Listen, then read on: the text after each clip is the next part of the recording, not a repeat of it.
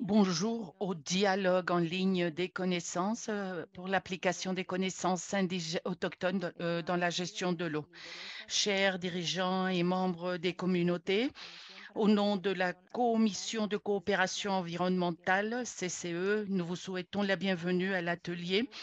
L'eau est une ressource vitale qui entretient toute vie sur notre mère, la Terre, et c'est le lien qui unit tous les êtres vivants.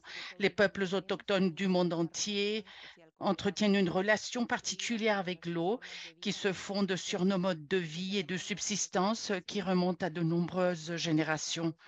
Nos ancêtres utilisaient leur système de connaissances ancestrales pour faire face aux défis et aux enjeux environnementaux. Et c'est pourquoi nous devons maintenant chercher des moyens de restaurer nos connaissances traditionnelles et les moyens de faire face aux nouveaux défis qui nous attendent. L'objectif de ce dialogue de savoir est de créer et de fournir un espace éthique pour un échange respectueux qui permette non seulement d'apprendre, mais aussi aux communautés autochtones de diverses régions de l'Amérique du Nord de partager leurs connaissances, leurs expériences et leurs leçons en matière de gestion de l'eau douce. À la Commission de coopération environnementale, nous considérons que le rôle que jouent les peuples autochtones dans la protection de la nature est crucial et nous nous engageons à promouvoir la participation des peuples autochtones à nos actions et processus afin de nous aider à prévenir de nouveaux défis environnementaux dans la région nord-américaine ainsi qu'à l'échelle mondiale. Je tiens à remercier les personnes qui ont rendu cet événement possible et nous espérons qu'il vous donnera entière satisfaction. Je tiens également à remercier tout particulièrement les dirigeants autochtones et leurs représentants qui nous ont écrit et nous ont fait part de leur cas. Je veux remercier également les experts du groupe d'experts de connaissances écologiques traditionnelles pour la CCE qui se trouve aujourd'hui avec nous. Et nous vous rappelons que cet événement sera traduit en 3 langues, anglais, espagnol et français. Pour passer à la langue de votre choix, veuillez utiliser le symbole du globe terrestre au bas de votre écran. Et nous demandons également à nos distingués panélistes de bien vouloir éteindre leur microphone lorsqu'ils ne parlent pas. Pour commencer le programme et pour commencer cette manifestation, j'aimerais inviter le professeur Cecia Esther Chukuk, membre du groupe d'experts de la CCE sur les connaissances écologiques traditionnelles, à mener une cérémonie d'invocation et de respect pour nos peuples. Le professeur Cecia est anthropologue social de l'Université autonome de Yucatan et candidate au doctorat en études mésoaméricaines à l'Université nationale autonome du Mexique. Elle est actuellement chercheuse à l'Université autonome de Campeche et ses travaux de recherche portent sur l'utilisation du miel et de la cire des abeilles avec une approche qui englobe les significations symboliques, rituelles, médicinales et nutritionnelles du miel. Cecia Chuk a également écrit des livres pour l'enseignement de la langue maya et est l'auteur de nombreuses études sur la culture maya. Cecia, on te cède la parole.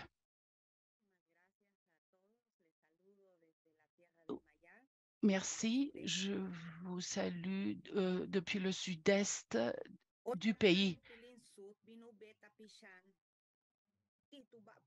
Elle parle une autre langue, elle parle maya.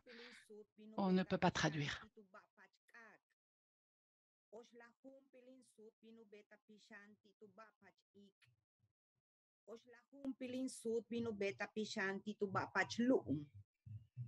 Tuj walak balech, tuj muka angatuj. Yash dichil abak el tialuhan tiklumil. Madame parle maya, on ne peut pas traduire.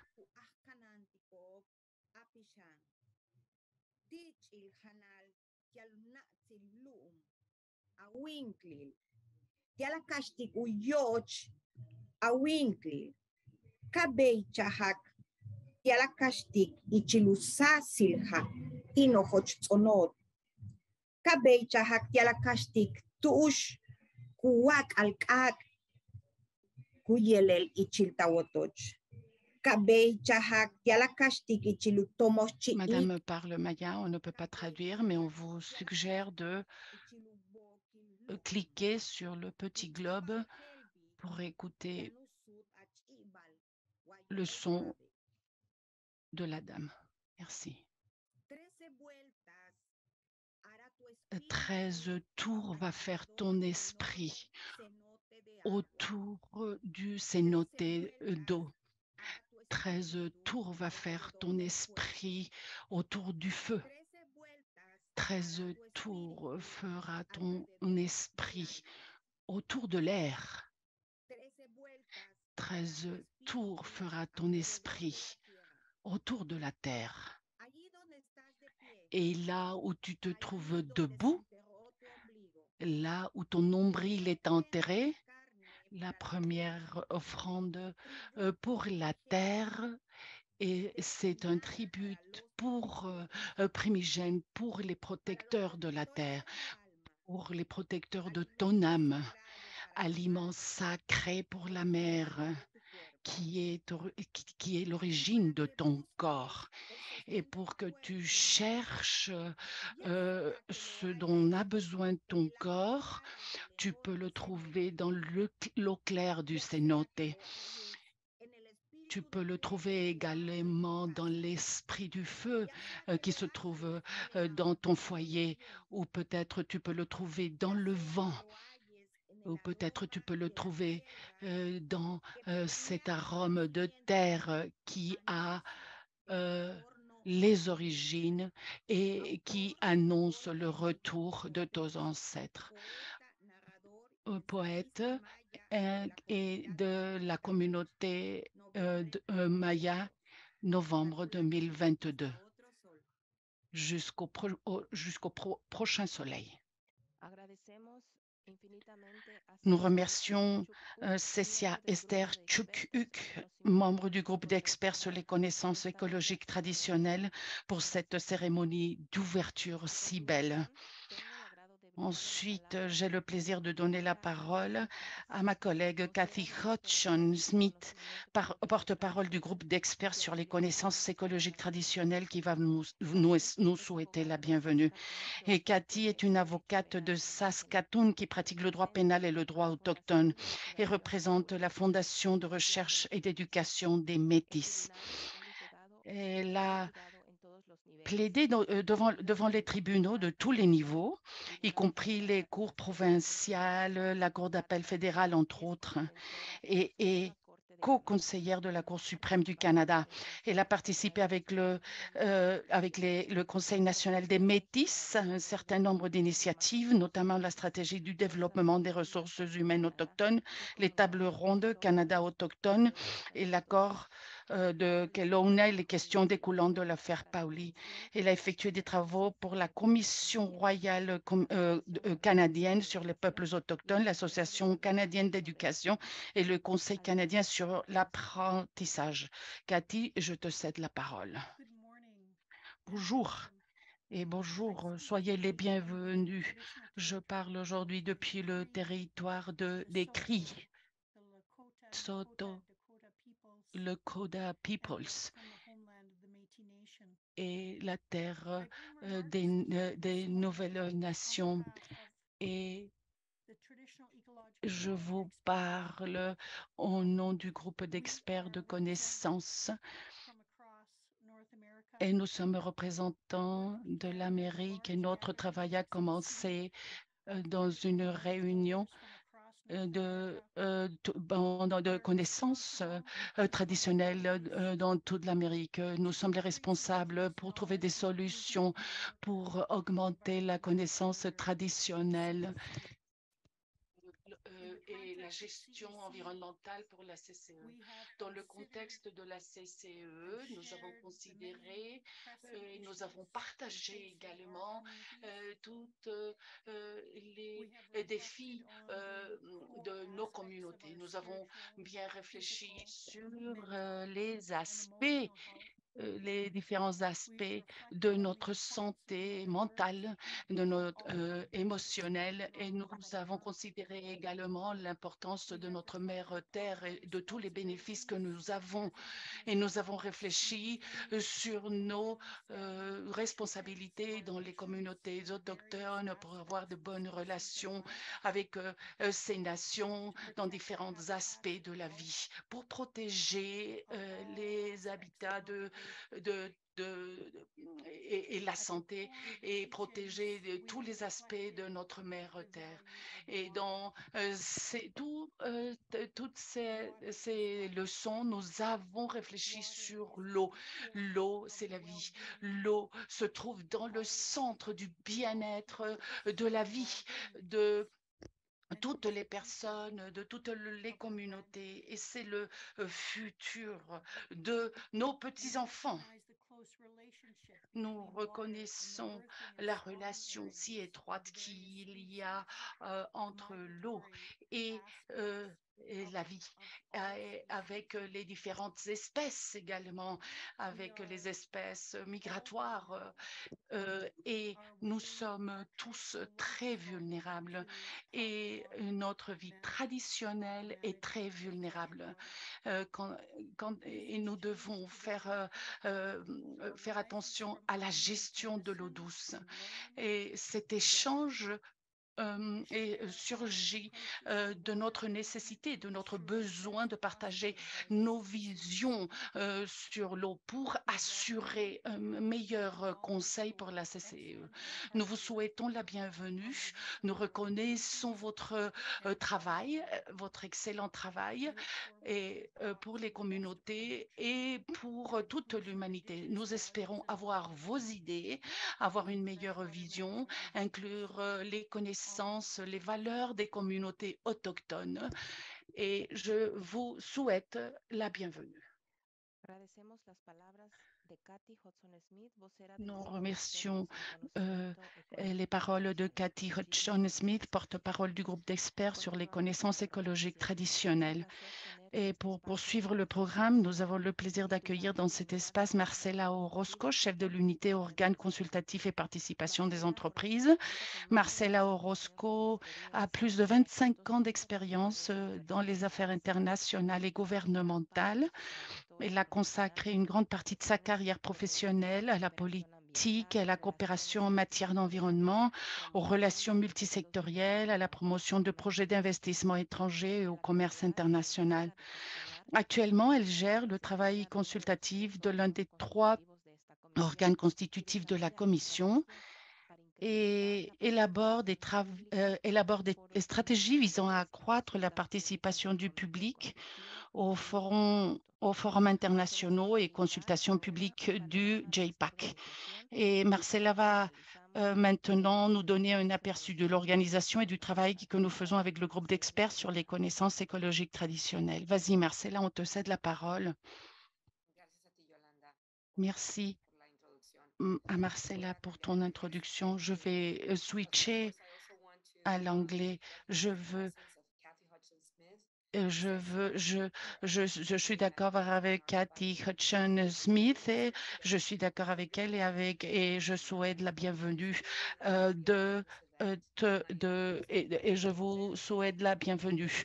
Et je vais vous donner une vision générale de la coopération environnementale qui est connue comme la CCE, c'est la Commission de coopération environnementale, et un groupe de 7 pour la gestion de l'eau douce en Amérique du Nord. La CCE a été formée sous le traité de libre commerce et la coopération environnementale. Le 1er juillet, nous avons eu un accord trilatéral et que c'est le TECMEC, hein, c'est l'accord trinational il y a un accord pour la coopération environnementale pour continuer de travailler ensemble, pour aborder toutes les questions environnementales dans les Amériques. La mission est donc d'avoir la participation pour conserver, pour protéger et améliorer l'environnement de l'Amérique du Nord, pour épauler ces efforts pour les générations présentes et futures. Pendant 30 ans, la CCE est une organisation unique et qui épaule et qui encourage cette coordination et qui unit les trois parties, les trois pays pour la collaboration dans ces questions environnementales qui sont si complexes. La CCE a trois différents organes. Tout d'abord, c'est celui qui gouverne et qui a les responsables des questions environnementales de tous les acteurs. Nous avons le CCPM et qui c'est le mécanisme noyau qui donc a un contact avec le public et il est composé de 9 membres, 3 de chaque pays et le secrétariat et qui se trouve à Montréal et qui donne un appui au comité de travail, aux différents comités qui travaillent sans cesse pour cela. La CCE nous aide bien sûr à avoir des dialogues et nous donne toutes les ressources pour et qui aborde tous les défis, tous les enjeux. L'organisation donc également nous donne et travaille avec tout qui mène à bien des actions et qui met sur pied des actions pour pouvoir donner pour pouvoir coordonner tout le travail avec les trois pays. Donc, il y a un plan stratégique 2021-2025. Nous avons donc établi le travail collaboratif et parle de toute la coopération et les engagements et établit, comme nous le montrons ici, tous les piliers stratégiques et tous les efforts donc pour le développement et pour avoir des projets spécifiques et des plans stratégiques qui a ces piliers stratégiques que vous montre sur cette diapo. Comme Kafi l'a déjà dit, en 2015, nous avons donc créé le groupe d'experts écologiques, environnementales traditionnels pour avoir des politiques et d'autres activités. Le groupe est formé par 9 représentants volontaires, 3 de chaque pays et qui représentent différentes régions des Amériques. La CCE est engagée de continuer avec la participation d'un groupe d'experts de connaissances environnementales traditionnelles, à considérer les perspectives et à établir toutes les pratiques concernant tous les enjeux et pour aborder tout autour des problématiques économiques, politiques et environnementales. Et nous avons eu 300 000 $ canadiens qui ont été donnés pour défendre les pratiques autochtones. Et cette initiative, nous espérons que cette initiative va pouvoir être mise sur pied l'année prochaine. Maintenant, nous allons parler du projet qui est guidé par EXET, qui a à voir avec la gestion de l'eau douce dans les Amériques, dans l'Amérique du Nord. Et nous parlons de la stratégie. L'eau fait partie du centre, ça fait partie du centre de toutes les communautés autochtones, de tous les êtres humains. Et tout cela peut nous aider. Écouter ces communautés peut nous aider, bien sûr, pour défendre et pour voir les différentes perspectives et qui peuvent nous aider également à avoir un autre point de vue concernant l'eau douce. Et donc, nous pouvons bien sûr avoir des leçons, avoir plus de connaissances dans les Amériques par le biais de méthodes traditionnelles.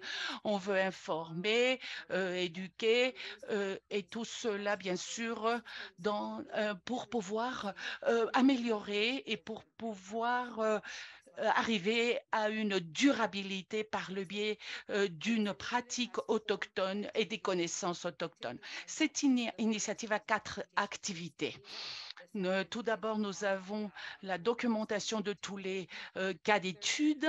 Ensuite, nous avons le dialogue des connaissances. Le troisième, c'est l'atelier trinational autochtone. Et le quatrième, c'est bien sûr le travail avec la CCE. La première activité, le groupe d'experts du DEC a identifié un groupe où il y a plusieurs cas d'études pour pouvoir considérer plusieurs domaines environnementaux. Euh, et je parle surtout des montagnes, des plaines, c'est-à-dire considérer toute la géographie et comment est-ce qu'on peut transférer tout cela avec le travail de l'organisation. La deuxième activité, c'est l'activité qui se mène à bien aujourd'hui et c'est justement parler de la gestion des pratiques autochtones pour l'eau douce. On est très heureux d'avoir un grand nombre d'organisations et nous avons l'honneur d'avoir les représentants de plusieurs partie de plusieurs communautés du Mexique aujourd'hui. La troisième activité, donc, c'est un atelier trinational, autochtone. Et lors de cet atelier, nous allons inclure des experts, des représentants de toutes les parties. Nous avons donc les membres du JPAC, du secteur privé, des ONG et nous allons donc après, ce rapport va être informé, et on va informer de tout cela sur les politiques et les décisions qui ont été prises. Tous ces résultats vont être présentés dans un portail qui est du website de la CCE qui vont informer au gouvernement ensuite et de toutes les personnes qui travaillent sur la conservation de l'eau douce. Nous allons montrer toutes les histoires, les conversations, les ateliers, tout ce qui a à voir avec cette conservation de l'eau douce, l'inclusion des projets qui ont été bien sûr inclus pour continuer. Donc, et je voudrais vous inviter et que vous continuez à faire vos activités pour continuer à la défense de l'eau douce. Merci beaucoup. Merci bien pour vos paroles. Merci de d'avoir parlé un petit peu de notre travail. Et donc, pour continuer, nous allons donc recevoir vos questions lors de cet événement. Et donc, l'application est Slido. Et pour utiliser cette application, vous pouvez, avec votre téléphone, scanner ce code QR et par le biais de ce code, de nous envoyer vos questions ou directement sur la page de Slido. Et on va essayer de répondre toutes vos questions tout le long et surtout, bien sûr, on va lire vos questions et vos réponses sur Slido. Merci. Je remercie donc la présence du groupe d'experts, du groupe environnemental traditionnel et surtout, je veux remercier le temps que vous dédiez à tous les projets à la commission, bien sûr, le temps que vous octroyez à tous ces projets. projet. Et maintenant, je vais présenter les panélistes qui sont ici avec nous. Ce sont les différents cas des 3 pays des Amériques. Nous avons le Canada, du Sacotem, ensuite Smith Landing First Nation et de Equanichit, Québec. De la part du Mexique, nous avons la communauté du pueblo de San Juan Achutla et la communauté de El Porvenir de San José del Progreso, Oaxaca. De la part des États-Unis, nous avons le cas de Equatamination. Et pour commencer, est dû à la différence, au décalage des 3 pays. On va commencer avec le Canada. Et pour cela, donc, je vais céder la parole à Sacotemp, échange Seketewai, un échange interculturel entre Hawaii et Kwelkinge Secotem. C'est le Wilke Wai Secotem. Lynn es integrante de Primeras Naciones Simpuec y estudiante en el programa de prácticas sobre la comunidad Kemploops de Secuepem del colectivo Cuelminte Secuepem. Adelante, Lynn. La parole est à vous.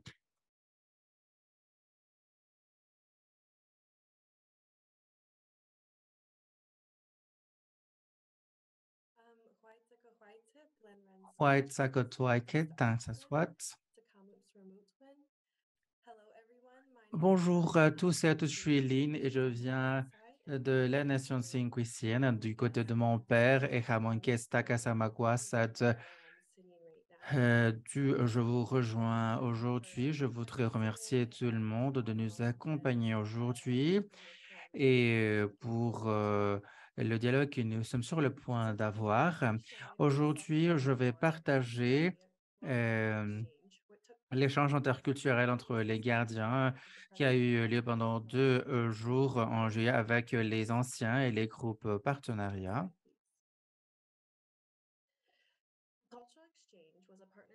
L'échange était une organisation qui aborde tous les besoins sur le terrain et les pratiques de préservation qui engagent les gardiens estivales lycéens. Nous avons travaillé depuis 2019. L'organisation était donc engagée de maintenir les pratiques culturelles qui protègent l'eau pour les générations futures en connectant les anciens et les jeunes, en réunissant les groupes autochtones à la forme d'un café mondial. Comme ça, nous avons été à même d'avoir un dialogue et d'avoir la participation des membres des communautés. En plus, comme les 2 groupes ont des impacts sur la langue régionale, on a eu ici une opportunité d'apprentissage pour que les 2 groupes partagent leurs pratiques, leur langue et leurs leçons tirées. Avant de la réunion, les membres et les anciens ont parlé de l'importance de l'eau dans les pratiques cérémonielles et rituelles. À travers ces réunions, la compréhension de l'eau est allée au-delà d'une simple marchandise. On a partagé la capacité de l'importance de l'eau et son impact sur l'eau. Le premier jour de l'échange a été basé sur le passé et la voix des anciens. En se levant, en respectant les anciens avec une prière, nous avons été à même d'échanger de la bonne façon. Nous avons parlé de l'utilisation de la langue dans les cérémonies et le transfert des savoirs, et aussi la considération des manuels scolaires coloniaux. La génération suivante a été à même de faire l'expérience d'un apprentissage plus intime par rapport à la gestion et les pratiques de la gestion de l'eau. L'échange a été basé sur la réciprocité, le respect et la connexion avec la vie de l'eau. Les gardiens estivales lycéens et leurs mentors ont pris part à l'élaboration d'un texte avec les histoires des anciens qui ont transmis à travers des générations. Ici, nous avons l'histoire du garçon saumon. On a partagé ici l'histoire d'un garçon qui est tombé sur un fleuve et a été transformé en saumon. Et donc, il est devenu le roi saumon et comme ça, il a été à même de revenir surfer ça. Ensuite, nous avons eu ici et était à même, le père de l'enfant était à même de le reconnaître et il a finalement regagné sa forme humaine. À travers les créations artistiques, on partage ici l'échange avec les Koa. Les deux groupes, le transfert des savoirs culturels et des expériences au fur et à mesure que les enfants ont été à même de transmettre leur savoir. On a eu ici des pratiques et tirées. Le jour 2 se concentrait sur les jeunes et sur le transfert intergénérationnel des savoirs. Les deux groupes ont travaillé sur le respect de la vie. On s'est concentré sur les luttes auxquelles est confrontée la communauté et à fournir des solutions pour y faire face. L'apprentissage des langues, des méthodes à être mis en place. Pendant l'été, on a eu un outil de simulation pour aider les jeunes à comprendre la gestion de l'utilisation et l'usage de la terre et aussi pour le changement de la terre dans l'avenir. Une partie de leurs travaux était d'aborder la question de la gestion de l'eau et la foresterie. Vous pouvez voir comment les étudiants ont utilisé un simulateur pour évaluer les indicateurs pour parvenir à la simulation des objectifs. Des membres de l'équipe ont pris part à des interviews un à un avec les gardiens des savoirs. À travers cela, on a pu transférer les savoirs et la transformation des savoirs traditionnels. Et si les voix des autres ont été écoutées lors de l'échange, le rapport à la eau a connu un danger pour les deux groupes avec l'importance de l'eau pour les femmes, par exemple. L'échange virtuel a souligné des facteurs qui impactaient toutes les deux communautés, y compris l'impact de l'urbanisation et l'expansion commerciale des compagnies les plus importantes, les plus grandes. En plus, la colonisation et les pratiques coloniales ont été abordées du fait qu'elles ne sont pas représentatives des habitants des territoires traditionnels. Comme je l'ai mentionné pendant ma présentation, ici nous avons un facteur important dans la construction des deux groupes. Les deux groupes ont appris et ont utilisé leur langage pour enrichir leur expérience. On est arrivé à comprendre que nous avions ici un doublement pour l'eau et aussi concernant l'importance de l'eau pour nos vies.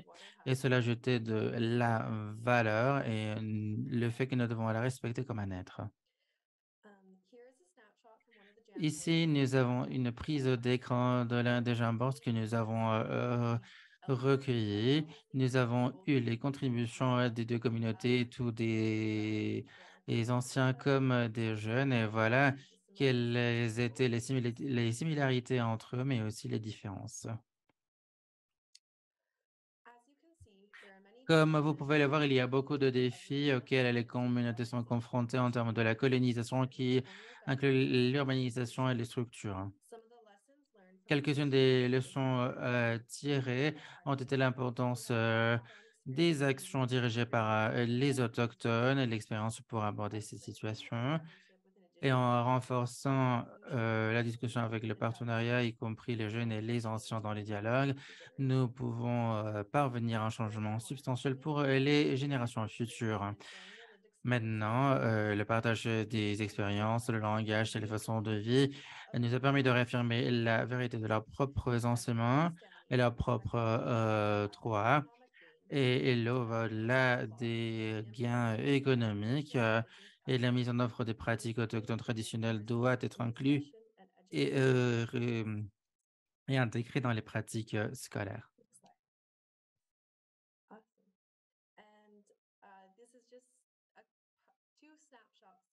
Nous avons ici deux prises d'écran d'échange avec nos gardiens estivaux. Voilà une opportunité d'apprentissage pour les deux groupes et nous cherchons à continuer notre travail avec eux.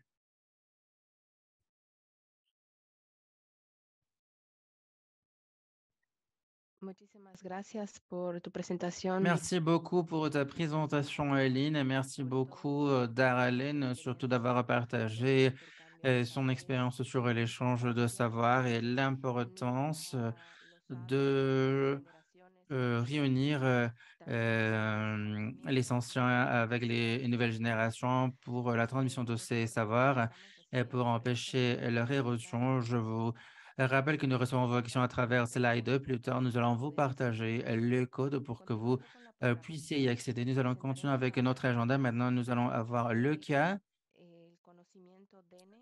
de savoir d'aîné par Jessie Cardinal. Jessie appartient de Kikino Métis où elle a grandi. Elle a vu beaucoup de changements au niveau des terres et des eaux dont elle savait, ainsi qu'une diminution de la vie sauvage. Elle aime écouter les histoires des anciens et surtout de connaître comment la Terre était même avant qu'elle ne soit née. Jessie a mené des travaux sociaux et a été la coordinatrice et directrice de différents groupes environnementalistes. Le titre de sa présentation est « L'eau est sacrée, nous devons tous et toutes la protéger ». La parole est à vous, Jessie. Apparemment, Jessie a des problèmes de connexion, donc je suggère que l'on continue avec le panéliste suivant. Et au cas où elle se connecterait plus tard, bien sûr, elle aura l'occasion pour faire sa présentation. Nous allons passer maintenant à notre cas du Canada. Nous allons écouter le cas Equinich Québec avec la présentation reconnaissance de la rivière Magpie comme entité avec personnalité juridique au Canada par Pierre-Olivier Boutreau, qui est directeur de la Société pour la nature et les parcs du Canada, section Québec. Il est responsable de la campagne pour la protection de la rivière Magpie Québec. Et il a coordonné l'initiative pour sa reconnaissance et la reconnaissance des droits de la rivière en association avec l'Observatoire international des droits de la nature et l'Alliance Nuteshakau chez Paul. La parole est à vous, Pierre. Bonjour tout le monde. Merci à Yolanda Lopez Maldonado et à la Commission de coopération environnementale pour l'invitation. C'est très apprécié. Merci de l'opportunité de parler en français, qui est la langue maternelle. Donc, je veux commencer en vous posant une question, à savoir si, selon vous, les milieux naturels comme les rivières devraient avoir des droits comme les êtres humains, par exemple, au même titre que les êtres humains. C'est une question qui va être la trame de fond de l'histoire que je vais vous raconter aujourd'hui. Donc, moi, je fais partie d'un groupe environnemental qui s'appelle la Société pour la nature et les parcs, donc qui est un groupe qui est présent partout au Canada. Et puis, il y a plusieurs années, on a formé une alliance avec la Première Nation des Inuits de Equanichit, aussi avec des municipalités et avec d'autres groupes citoyens. Et puis, le but de notre alliance, c'était de protéger une rivière qui s'appelle la rivière Magpie, qui s'appelle Muteheko Ipu dans la langue Innu. Et puis, c'est une rivière qui est située ici au Québec, dans la province du Québec, au Canada. Et puis, voilà, on fait partie finalement de cette alliance-là. C'est à ce titre-là que je vous présente cette histoire-là aujourd'hui. On peut passer à la prochaine diapositive. Donc, en février l'an dernier, en février 2021, il y a une nouvelle qui a fait le tour du monde. Il y avait une première rivière au Canada qui devenait une personnalité juridique. Donc, une première rivière au Canada qui avait des droits. Donc, c'était le fruit de plusieurs années de travail. C'est une nouvelle, comme je disais, qui a fait le tour du monde. Peut-être que vous en avez entendu parler. Mais en fait, l'histoire a commencé beaucoup plus tôt que ça. On peut passer à la prochaine diapositive. Donc, vous avez ici une photo de la rivière Magpie, qui est une rivière de près de 300 km, qui est reconnue à l'international pour tout ce qui est les sports, les activités en eau vive, comme le rafting, le canot, le kayak. C'est une rivière totalement naturelle qui est située dans la forêt boréale du Canada.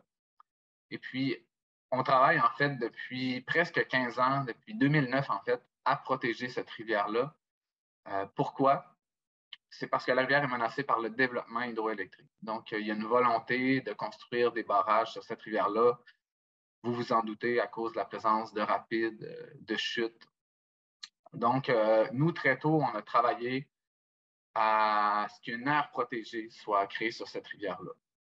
Par contre, l'idée de reconnaître les droits à la rivière est née parce que, autant du côté du gouvernement du Québec que du côté de Hydro-Québec, qui est une société d'État qui dirige le développement énergétique ici au Québec, il y avait un blocage. Donc, le gouvernement et Hydro-Québec refusaient que la rivière Magpie soit protégée là, pour les générations futures. Donc, on avait besoin de trouver une alternative. Et on a eu cette idée-là, dans le fond, que, avec le mouvement des droits de la nature qui grandissait à l'international autour de 2017-2018, on avait besoin d'une manière de protéger la rivière qui provenait du leadership des communautés locales, des Premières Nations, mais aussi des municipalités qui sont situées là, dans ce territoire-là. Donc, on peut passer à la prochaine diapositive. Donc, ici, on voit par exemple que le magazine National Geographic a classé la rivière Magpie là, parmi les 10 meilleures rivières pour l'eau vive dans le monde. On peut passer à la prochaine diapositive. Donc, comme je vous disais, on a fait beaucoup d'efforts pour protéger la rivière depuis 15 ans. On a fait des pétitions, on a fait des études, on a déposé des mémoires, on a organisé des soirées-conférences, des expéditions sur la rivière aussi. On a même organisé des manifestations. Mais à un moment, on s'est rendu compte que le gouvernement faisait la sourde oreille. Donc, on peut passer à la diapositive suivante. Donc, cette idée-là de reconnaître les droits à la rivière a été pour nous une manière de contourner la sourde oreille que nous faisait le gouvernement. Et puis, comment ça s'est passé concrètement? En fait, c'est ici que les connaissances traditionnelles autochtones entrent en jeu. Parce qu'on a passé, en fait, pour reconnaître les droits de la rivière, il y a 2 résolutions miroirs qui ont été votées par la Première Nation Innu, tout d'abord, et en deuxième lieu, par les municipalités d'une région qu'on appelle la Mangani, où se situe la rivière Magpie. Donc, on peut passer à la diapo suivante. Donc, ici, vous voyez, par exemple, des extraits de ces 2 résolutions-là, qui sont des résolutions, en fait, très complètes, d'environ 15 à 20 pages chacune, qui sont remplies de références légales au niveau du droit international, du droit canadien, même du droit québécois. On peut passer à la diapo suivante. Et puis, dans le contenu de ces résolutions-là, au niveau des parties 1 et 2, donc la partie 1, c'est la partie qui identifie la rivière Magpie, la rivière Muteheko-Ipu. La deuxième partie parle du lien entre la rivière et les Premières Nations, du lien entre la rivière et les communautés. Donc, dans les 2 à 3 années qui ont été nécessaires pour rédiger ces résolutions-là avec l'aide d'avocats, avec l'aide de partenaires, ça a été clair que les connaissances traditionnelles autochtones sur la rivière, l'utilisation ancestrale de la rivière par les communautés. Vous savez, au Québec, chez les Inuits, les rivières, c'est des autoroutes. Donc, les Inuits voyageaient dans le nord du Québec durant tout l'hiver, puis les rivières devenaient des autoroutes. Donc, depuis déjà des temps immémoriaux, les rivières ont ce symbolisme-là, cette utilisation-là par les Premières Nations. Mais il y en a plein d'autres qui ont été détaillés dans les résolutions. Puis c'était extrêmement important parce que c'était la base de ces résolutions-là. C'est un élément super important pour s'assurer que les droits de cette rivière-là soient reconnus. Donc, ce que vous voyez un petit peu plus loin dans cette diapositive-là, c'est qu'il y a 9 droits qui ont été reconnus pour la rivière à travers ces résolutions-là. Donc, on peut parler du droit de couler librement, du droit à une intégrité écologique, mais il y a un droit très important qui est le droit, en fait, le dernier qui est listé, qui est le droit d'entreprendre une action devant les tribunaux. Donc, si jamais les droits de la rivière sont menacés, nous, on a un outil maintenant, les communautés locales ont un outil pour aller devant les tribunaux et s'opposer aux menaces, que ce soit une menace hydroélectrique ou autre, qui pourrait là, porter atteinte aux droits de la rivière. Donc, on peut passer à la diapositive suivante. Donc, bon, je n'ai pas énormément de temps pour vous parler aujourd'hui, mais juste pour vous dire nos prochaines étapes. Donc, 1 an après la Déclaration des droits de la rivière, ben, on a vraiment travaillé à nommer des gardiens pour cette rivière-là. Donc, comme la rivière ne peut pas se représenter elle-même devant les tribunaux, elle a besoin de gardiens. Donc, on est en train de réfléchir à tout ce processus-là qui va vraiment avoir un impact en fait sur la gouvernance de la rivière, sur la manière dont la rivière est représentée. Et évidemment, ben, les communautés autochtones sont au cœur de cette notion-là de gardiens parce qu'ils sont des gardiens de la rivière déjà depuis des temps immémoriaux. C'est leur rôle naturel finalement. Donc voilà. Et puis évidemment, on continue à travailler avec le gouvernement du Québec pour que lui, de son côté, reconnaisse la rivière comme une aire protégée là, dans sa propre législation. Donc, voilà, c'est l'histoire que je voulais vous raconter aujourd'hui. Je vous remercie pour votre écoute, puis au plaisir de discuter avec vous tout à l'heure. Muchas gracias a Pierre-Olivier Merci Boudreau beaucoup, Pierre-Olivier Boudreau, pour une présentation aussi intéressante et surtout d'avoir apporté à cet event l'importance de connecter d'autres systèmes de savoir, mais aussi pour nous présenter la façon dont nous pouvons nous connecter avec d'autres systèmes juridiques. Encore une fois, merci beaucoup. Sur l'écran, nous avons le code QR pour recevoir vos questions et vos réponses à travers celui-ci. Et bon, si vous n'avez pas d'accès, vous pouvez le faire à travers l'application de Slido, à travers le code TEKEG 2022. Nous allons continuer avec notre programmation et maintenant nous allons écouter les cas du Mexique. Alors, nous allons tous nous passer vers la communauté du peuple San Juan Axutla de Tlaxiaco dans l'État fédéral mexicain de Oaxaca. Mochita Nisab, des pratiques et savoirs traditionnels autour de l'eau dans le peuple de San Juan Axutla à Tlaxiaco, Oaxaca. La présentation sera menée par Adriana Martinez Méndez, qui est responsable interculturel de l'Université nationale autonome du Mexique. Elle a suivi différents cours diplômants consacrés à la préservation du patrimoine immatériel par l'UNESCO. Elle a pris part à différentes publications et programmes éducatifs en divulguant des aspects avec avec nos liens avec les plantes et les filles des migrants de la Mixteca oaxaqueña et de la zone autonome de l'État fédéral de Mexico et les responsables du département de la Commission nationale de l'eau à l'heure actuelle. La parole est à toi, Adriana. Merci beaucoup. Moi, je voudrais tout simplement vérifier que vous m'entendez correctement. Oui, nous vous entendons correctement, Adriana. Merci.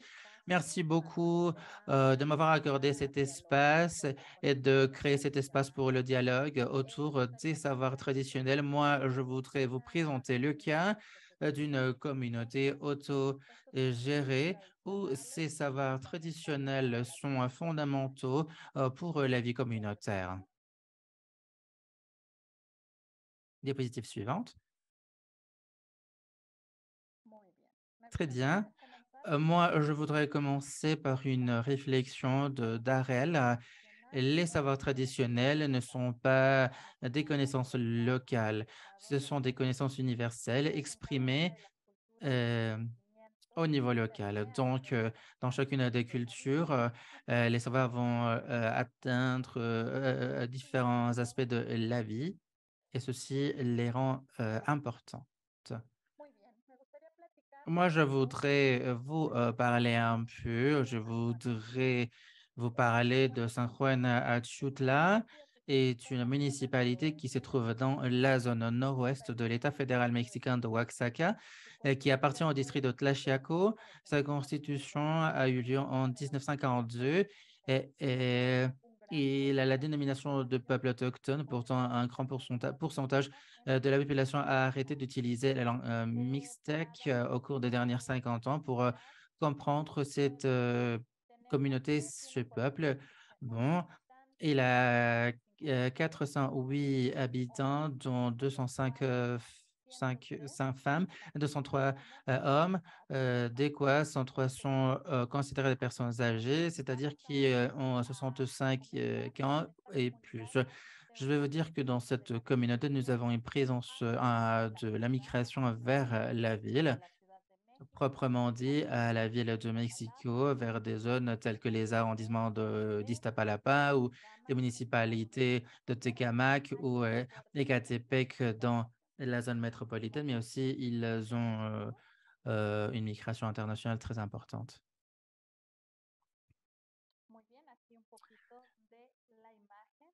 Ici, l'image de cette communauté au loin, disons dans une vue panoramique.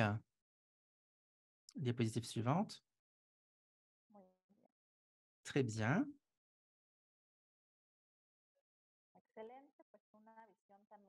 Une vue de la nature, de la végétation. Je voudrais parler ici d'un lac qui se trouve, d'une rivière qui court dans la partie centrale de cette communauté. Et c'est de celle-ci que nous allons parler.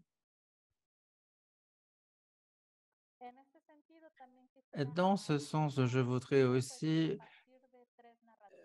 vous dire qu'à partir de 3 discours de 3 personnes qui se trouvent dans la communauté, voilà les visages des savoirs des membres de ma famille. Donc, eux, ils savent aussi qu'il est important de reconnaître les savoirs autour de l'eau. Et à partir de ces 3 expériences, nous avons élaboré cette présentation. Diapo suivante.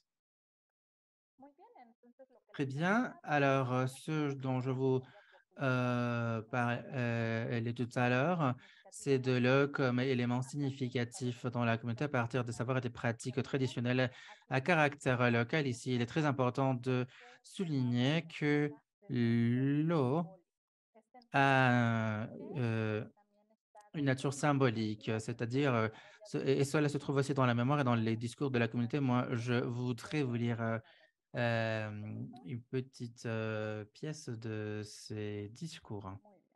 D'accord. Je vais reprendre, voilà une partie de l'interview qui dit « Fille, apporte-moi une bière et mets-toi à écrire parce que c'est une de ces petits moments où je me souviens des choses. Je ne suis plus un gamin, mais dans mon esprit, je n'arrête pas de sauter comme une sauterelle. » Lorenzo Mendes, 70 ans ici, nous parlons de la proximité et du fait qu'à travers l'eau, nous allons remémorer beaucoup de choses. Diapo suivante. Ici, nous avons un fragment de Luz Carmen Mendes de 53 ans. Le souvenir de la terre mouillée est présent. Les roches sont des montagnes, Lambeau, mon territoire, et Lamous, mes habitants. Et l'été de 1962, c'est tout mon monde se déploie dans cette rivière. Chaque jour, je remarquais les changements de la coloration des pierres, dans le parfum des arbres et dans les textures du sable. Aujourd'hui, seulement dans mon esprit habite leur nom, mon cher petit lac, mon cher petit lac. Ici, on personnalise ce lac et ce sont les éléments de quels parle Tolédo. Le cosmos, le corpus et la praxis qui se rejoignent pour être présents dans la mémoire de la communauté. Et voilà un exemple que j'ai voulu partager avec vous. Nous allons continuer. Et bon, ici, moi, je voudrais souligner les courants sur lesquels nous nous concentrons dans ce cas. Nous avons le sujet de l'écologie, les savoirs traditionnels.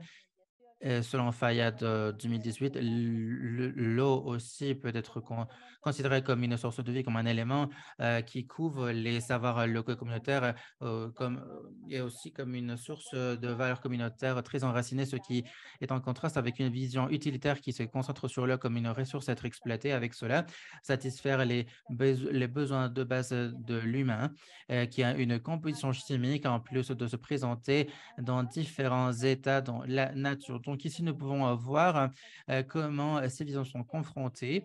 Et ici, dans cette communauté, comme je l'ai dit, nous avons des éléments symboliques qui connectent la mémoire par rapport à ces savoirs et la pratique communautaire. Et donc, je vais parler de la dernière diapo. Est-ce qu'on peut changer la diapo? Ici, donc, le savoir. La dernière diapo, s'il vous plaît. Ici, donc, les connaissances. On va avoir cette vision philosophique qui est très importante, et il faut viser cela et voir comment les connaissances se trouvent dans un contexte historique structuré, mais également dans une culture particulière. Et je parle de la culture nationale mexicaine, je parle de la région mixtèque, et spécifiquement, nous allons aborder comment est-ce que cela se développe dans la communauté. Je vais conclure ma présentation en parlant de 5 domaines qui se trouvent dans nos connaissances. Donc, tout d'abord, je parlerai de la socialisation et la diversité, où il y a des jeux, où on se rencontre dans la rivière, il y a des activités. La pierre devient un jouet, donc on s'amuse. C'est un endroit de socialisation, d'amusement. Et donc, ces connaissances visent donc ces domaines également. Nous avons également les connaissances de l'environnement, et ça, les connaissances sur les roches, la terre, la flore, la faune, la pluie, et qui ont des processus qui sont liés entre eux. Je parle donc d'activités productives. Il y a une relation avec les activités agricoles, de bétail, et d'animaux domestiques. Donc, nous avons cela qui est très important concernant la connaissance traditionnelle. Nous avons également l'organisation sociale. Il y a une organisation spécifique, comme il y a des commissions de nettoyage. Il y a des rites également, et il y a des bénédictions avec tous ces rites qui ont à voir avec les choses sacrées. Et donc, il y a des célébrations et qui font partie de l'étape de la vie. Il y a des commissions, les communautés s'organisent pour pouvoir parler, pour éviter, par exemple, que les gens lavent les vêtements avec des détergents. Et donc, ces commissions sont présentes dans la communauté pour éviter qu'elles soient endommagées. Et tout cela va ad hoc toutes les décisions de toutes les personnes de la communauté. Nous avons également l'endroit symbolique. Tout cela a à voir avec la partie émotionnelle, la mémoire biographique de la localité, pour réfléchir sur les problèmes personnels, de famille, etc. Donc, la rivière devient également un endroit de refuge pour pleurer, pour réfléchir, ou pour prendre une décision importante dans la vie. Donc, la rivière devient un parent, un papa, un père. et qui cela a à voir bien sûr avec l'aspect émotionnel. Donc, je voudrais vous parler des conclusions. Et comme Lotman le cite, chaque culture définit son paradigme de ce qu'il doit, de ce qu'il doit se rappeler et ce qu'il doit oublier. Et donc, c'est une mémoire qui se considère, qui continue de vivre, hein, qui se conserve. Et tous les habitants de la localité, dans ce village, les savoirs et les pratiques traditionnelles autour de l'eau, a une mémoire vivante. Et cela nous permet de voir et de considérer des éléments pour valoriser l'eau, pas comme un truc, quelque chose de matériel, mais pour quelque chose d'émotionnel avec les pratiques, les connaissances. Et il est très important pour le patrimoine bioculturel des communautés. Et c'est fondamental de diffuser ces connaissances pour la continuité, et bien sûr, pour toutes les connaissances des Amériques. Et avec cette phrase, je ferme mon intervention, je clôture mon intervention et j'espère que nous aurons des dialogues très riches. Merci Adriana Martinez Méndez pour la présentation de l'expérience Muchitanisa des savoirs traditionnels de San Juan Achiutla-Tlaxiaco et pour nous avoir aidé à avoir une vision plus théorique sur les différentes façons de concevoir l'eau. Pas seulement comme une ressource qu'on peut commercialiser, mais également de lui donner la valeur, de lui donner cette valeur culturelle, spirituelle et indépendamment du groupe culturel qu'il s'agisse. Bon, merci. Et pour continuer avec nos présentations, maintenant nous avons le cas du Mexique, le cas de la communauté de El Porvenir, agence municipale de San José del Progreso, Oaxaca. La présentation a comme titre Semer l'eau, semer l'autonomie. La présentation est assurée par Josefina Santiago. Elle est une promotrice de l'agroécologie au sein de l'Organisation d'Agricultores Biológicos, Organisation des agriculteurs biologiques. Elle a participé à diverses activités pour la défense du maïs indigène à Oaxaca et a collaboré au Réseau national de défense du maïs autochtone.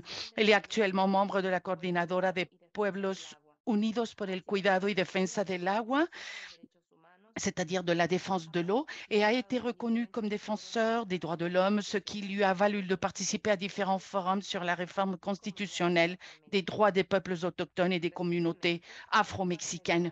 Récemment, elle a reçu le prix national pour la promotion des droits de la femme indigène, Marta Sánchez Nesto, promu par InMujeres et l'Institut national pour les peuples autochtones. On te cède la parole, Josefina. Merci. Bonjour à tous et à toutes. Nous voulons partager le travail que nous avons fait sur le territoire. Notre travail, bien sûr, de semer l'autonomie, semer l'eau et semer cette autonomie dans nos communautés. Nous sommes organisés pour la défense de l'eau. La suivante, s'il vous plaît. Un petit peu des antécédents. Nous avons déjà travaillé et nous avons une lutte pendant 17 ans pour défendre l'eau. Notre mouvement a commencé en 2005. Parce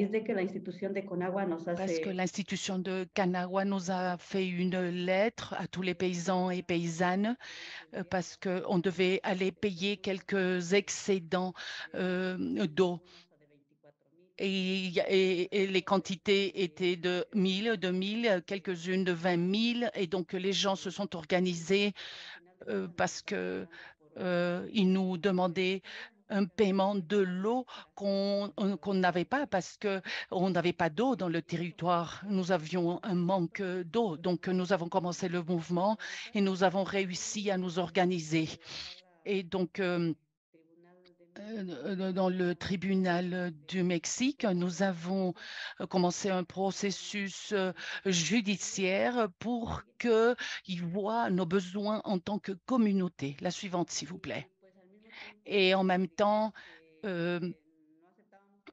on accepta que Conagua nous impose des quotas et d'avoir des mesures d'eau. Alors, en tant que paysans et paysannes, on s'est organisé.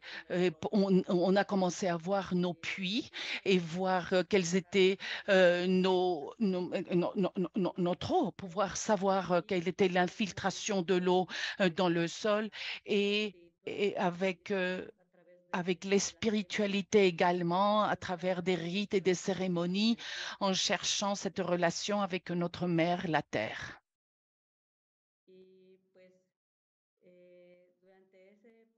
Et lors de ce processus du travail, en tant que communauté, nous avons cherché également d'avoir une réglementation dans la communauté pour que l'eau soit utilisée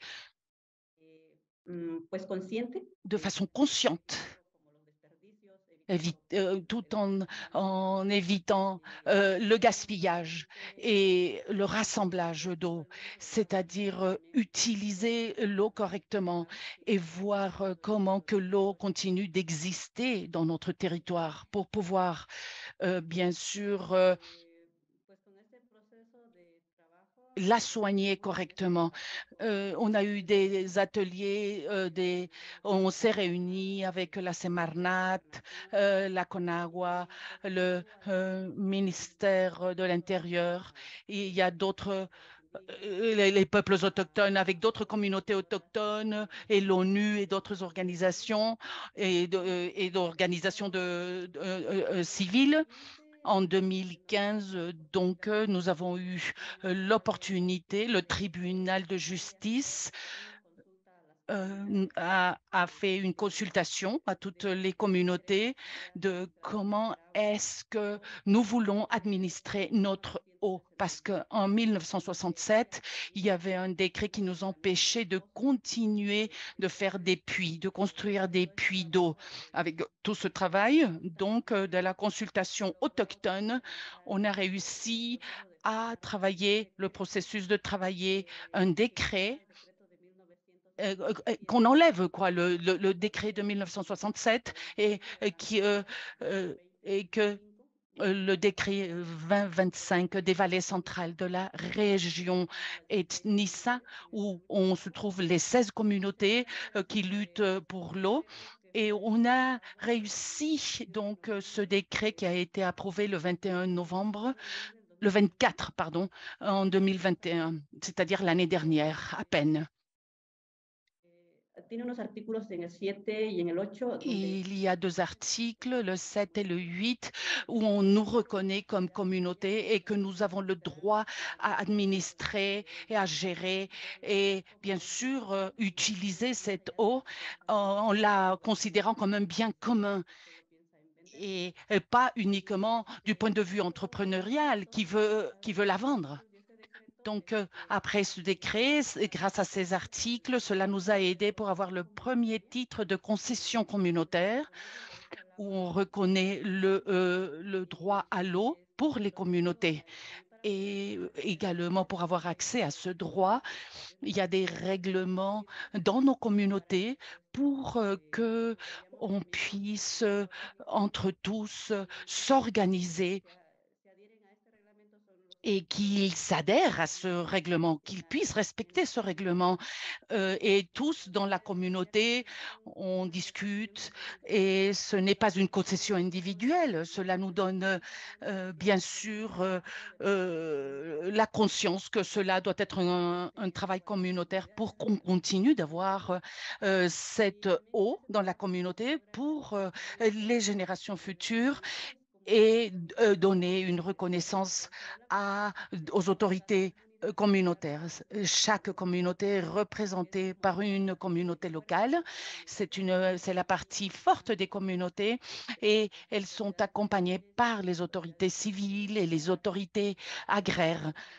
qui sont un petit peu la partie plus représentative des communautés. Et donc, notre travail vise en 3 modèles. C'est donc capter l'eau par le biais des puits. Nous avons donc des cuves de captation, bien sûr, et nous avons des structures pour pouvoir stocker l'eau. Et donc, nous avons des règles pour cette lutte, pour cette gestion de l'eau. Nous avons donc les spiritualités autochtones pour récupérer le respect pour la mère nature, pour la nature, notre mère, l'organisation communautaire, les règles internes pour avoir et pour gérer l'eau, la reconnaissance des droits sur le territoire, et donc effectuer des et faire donc des façons pour stocker l'eau. Et donc, nous avons ce décret qui nous permet d'administrer et être des administrateurs de l'eau. Donc, nous pensons à un travail intégral pour notre région et pour la gestion et pour, bien sûr, faire attention à l'eau. Nous avons 500, nous avons fait 500, 500 œuvres pour pouvoir stocker et faire l'infiltration de l'eau. Au début, c'était avec, avec les mains de la communauté et parfois nous avons travaillé également avec je me souviens en 2008 avec la CONAFOR qui ont supporté cette sorte de travaux. Et donc nous avons effectué des travaux et donc avec les communautés. Et donc, Kanawa fait également les travaux administratifs, mais nous faisons attention et donc nos travaux visent plutôt bien sûr au stockage, défendre nos droits en tant que communauté pour pouvoir soigner de notre eau. La suivante, s'il vous plaît. Ben, nous avons terminé. J'ai terminé, mais bon, je vous ai parlé le processus de notre lutte pour la défense de l'eau. Merci beaucoup. Merci beaucoup, Joséphine, pour nous avoir parlé de ce cas intéressant et complet où vous parlez également des aspects de la valeur que nous donnons à l'eau, mais des aspects du travail communautaire, l'importance des tequios, etc., d'une perspective des peuples autochtones du Mexique. Merci beaucoup. Je veux inviter maintenant Jessica Hardinal qui s'est connectée avec nous. Elle a eu des problèmes de connexion, mais elle se trouve déjà parmi nous. Et donc, pour qu'elle nous parle un petit peu de sa présentation. Jessie, est-ce que tu nous entends, Jessie? Est-ce que vous pouvez m'écouter? Est-ce que vous m'entendez? Oui, très bien. Bon, je vais vous lire un petit peu sur Jessie. Jessie appartient à Kikino Métis. Jessie a vu beaucoup de changements dans les terres et elle a vu également une diminution très drastique de la vie sylvestre. Elle aime bien écouter les ancêtres et bien sûr de savoir comment était la terre avant qu'elle naisse. Elle a fait du travail social, elle a eu le travail de coordinatrice et directrice de plusieurs groupes environnementaux. Elle va nous présenter aujourd'hui la présentation L'eau est sacrée et nous devons tous la protéger. Jessie, bienvenue, on te cède la parole.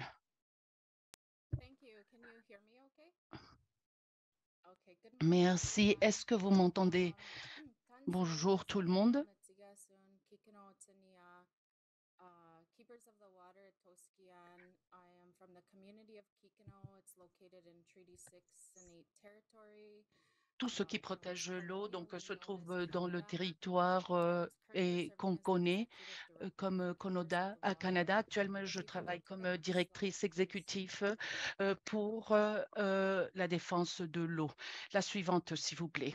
So Keepers of the Water, Donc, it's a ceux qui movement that veulent began conserver in l'eau, 2006 c'est un mouvement, bien towards the sûr, Derecho, which is the qui Mackenzie River a up in commencé dans les Vancouver, plages BC. de la The rivière du organization fleuve was formed in Mackenzie. Dans les 2006, and territoires et l'organisation the s'est indigenous formée en peoples think 2006. that Et they're responsible for the water l'organisation a été quality, formée and parce they que les wanted autochtones voyaient un legislation to changement dans la restrict quantité et la investment qualité de l'eau. extraction. Et So the cela, many euh, indigenous parce qu'il y avait elders of beaucoup the north got together d'extraction industrielle. Et donc, les ancêtres du Nord se sont réunis avec d'autres personnes et ont créé une déclaration. Et cette déclaration parle que l'eau est sacrée et que nous devons la protéger. Et ici, nous voyons les créateurs de l'organisation des gardiens de l'eau. Et là, une autre personne, la personne qui se trouve derrière, qui est déjà décédée. La suivante, s'il vous plaît. Sorry, I'm just trying to move to my next slide. So I'm here to talk to you today about Bon, the je threats suis to ici water donc that pour we're vous facing parler des in menaces de l'eau northern Canada. The Alberta Tar dont nous Sands is faisons one of the face au biggest and nord du most Canada. destructive projects on the Donc, planet. c'est un des And so it's projets located plus in importants Alberta. et It's plus in numerous destructeurs de indigenous la planète. communities and ecosystems. It is the Là, deepest in the world. nous avons It ici un currently un about projet 1.9 d'énergie le plus million grand du barrels of monde. oil a Et day nous that are avons currently released into the 1,9 atmosphere from it. million It's de a large barils enough par an. project to Mais take on in pense que 6 cities. tout cela However, augmente. the working Mais projects regardez include toute cette surface, elle est plus grande que so the size tout. of these major facilities C'est is énorme, incredible. c'est énorme The et landscape c'est has beaucoup fallen plus victim grand to que beaucoup de reckless pays investment and dans le monde. exploitation of Le rivers and paysage, waterways.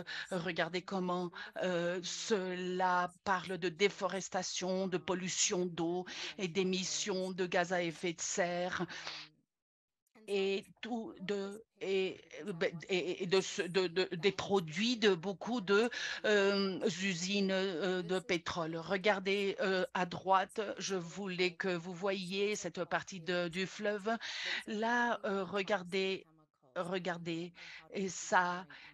et ce So sont for des making a landfill produits that catches chimiques these très offset toxiques et ils ne savent pas comment les different traiter. C'est-à-dire they're si quelqu'un completely poisonous and tombe ici, toxic par and exemple les disposed into canards, the ils rivers meurent. or Ces into the eaux ocean. sont très So envenimées I wanted to et tout talk a ce qui little bit tombe about the ou fears behind this. qui So fait contact the avec cette tailings eau ponds are, as I meurt. stated, they are Donc toxic. They're là, full of comme off-tailings tout chemicals. cela est Right now, toxique, the et il y a toutes government of sortes de Alberta, produits which is chimiques, the et le province of gouvernement Alberta, d'Alberta, and the que oil c'est la companies province making a proposal d'Alberta, against les compagnies letting the de tailings ponds pétrole font une gas into proposition the river. qu'ils veulent This bien will sûr trigger the Derecho, which euh, is another mettre tous ces $1.9 million produits toxiques project. dans la rivière We as Atalaska. keepers of the Et water know ensuite, elle va à that l'océan say the Arctique. industry Nous, en tant que pays gardiens de l'eau, still même can't s'ils say disent qu'ils that peuvent it's traiter poisonous. ces And eaux, I just want to tell you really quickly quelques-uns about the sont, tailings ponds. c'est de l'eau These are envenimée. Je veux vous these parler huge earthquakes de coming ces over the lacs. Tout Mississippi cela Valley se and trouve en ciel rivers ouvert, c'est-à-dire que so this massive il se earthquake trouve comme ça has sans aucune it's also protection. Nous almost avons 19 19 et million c'est de acres, la and they taille think it's d'un bigger lac. and Et il bigger y a and 19 de don't know how to ceux-là au treat this nord because d'Alberta. it's a Ils sont huge très grands environmental et ils ne savent disaster. pas comment And so traiter the cela. solution C'est that un the government désastre is trying to do environnemental right now is énorme. just Alors, treat la them out of solution it qu'ils essaient de and donner maintenant, c'est de traiter cela so et ensuite les décharger dans les fleuves. so this map I wanted to show you guys. The first Ici, map is sur a cette 3D carte, map. je So voulais vous as you montrer can imagine, cette in première Canada, carte.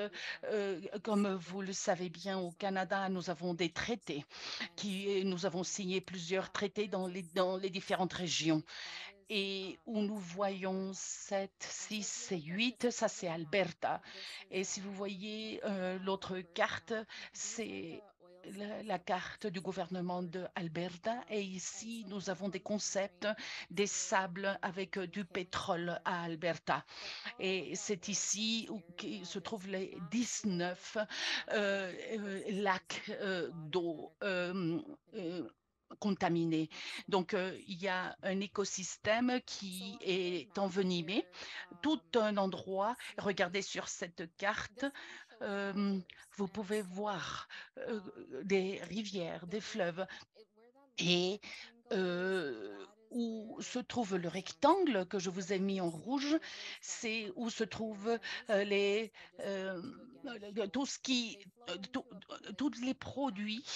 Et vous voyez ici également les rivières, tout le goudron qui part vers le Athabasca et une autre qui s'appelle le Great Slave Lake. Et donc, ici, nous voyons bien sûr les rivières où ils veulent verser le goudron et après vers l'océan Arctique. Donc, tout ce qui est mis dans cette rivière, tout ce pétrole passe par toutes ces communautés autochtones et toutes ces communautés du Nord.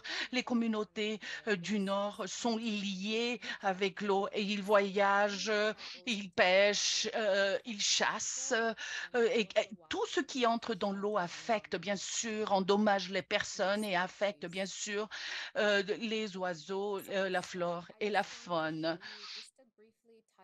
Et sur cette diapo, vous pouvez voir, je veux vous montrer les impacts massifs et accumulatifs qui se déroulent au Canada, dans quelques communautés du Nord-Est. On coupe tous les arbres, il y a du carbone. Et cette photo que je vous montre ici, vous pouvez voir les impacts de quelques de tout ce qui va être, ce qui est pollué. Ce sont, euh, ce sont des, ce sont des systèmes de canalisation pour pour le pétrole, et, et ici, bien sûr, ils ont coupé tous les arbres pour pouvoir nettoyer le terrain. La suivante, s'il vous plaît. Et maintenant, je vais parler des problèmes et des manifestations qui se sont organisées. Et bien sûr, quelle est la menace qu'il y a parce que le gouvernement veut bien sûr faire toute cette canalisation et ils veulent décharger tout ce goudron dans nos rivières. Et la communauté se voit impactée. Ce monsieur Simpson est mort d'un cancer très rare, hein. Il appartient à une des communautés du Nord où tout le goudron voyage, tout ce sable, tout ce gravier de goudron voyage. Et donc, il est mort d'un cancer très rare, hein. Les gens ont des cancers très peu communs, c'est-à-dire des cancers très rares, et ils pensent que cela est dû à l'eau. Et donc, cela se passe depuis de très nombreuses années et ces manifestations, c'est une façon de dire des personnes qui ne sont pas d'accord et tout cela à voir avec, bien sûr, la pollution de l'atmosphère et avec la pollution de toutes ces communautés. Lee Junk, c'est une des leaders. Elle se trouve ici dans un terrain qui se trouve autour de Jean. Elle, bien sûr, elle habite ici, elle se souvient que l'air était très propre, mais maintenant, il y a beaucoup de mines autour et il y a une extraction très importante, des excavations très importantes. Jean nous parle que les communautés de Mackay voient comment ces compagnies, ces entreprises envahissent ces terrains et qui coupent les arbres, les forêts sont détruites et elle dit que c'est une invasion à ces territoires, une invasion que nous devons défendre, que ces entreprises nous éloignent de nos terrains. Ce sont des personnes, il y a des personnes non autochtones qui habitent tout près de Jean. Et maintenant, ces personnes lui disent, mais pourquoi tu habites ici? Ben, elle répond, c'est ma terre, je ne sais pas ce que toi tu fais ici. Et donc, il y a une communauté indigène, Jack Pine, qui se trouve ici. Et autour, il y a des mines industrielles immenses, cette communauté.